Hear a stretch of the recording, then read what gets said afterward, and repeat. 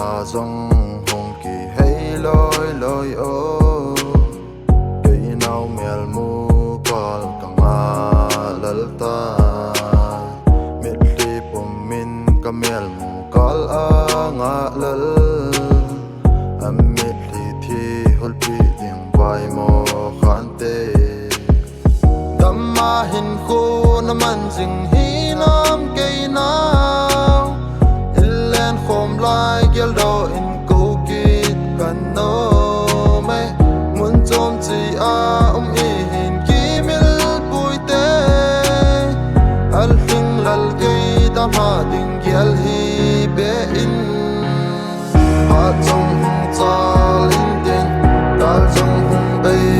in din zo ni ting le no ma ilen khom ding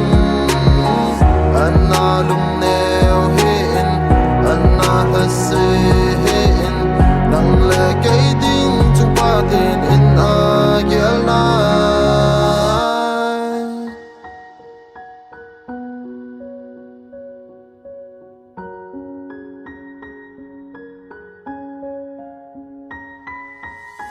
thulam le nga kon khana ding thu na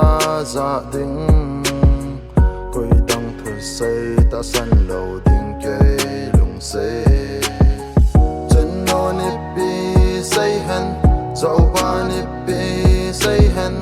lung king se la ka lung se na tu den in na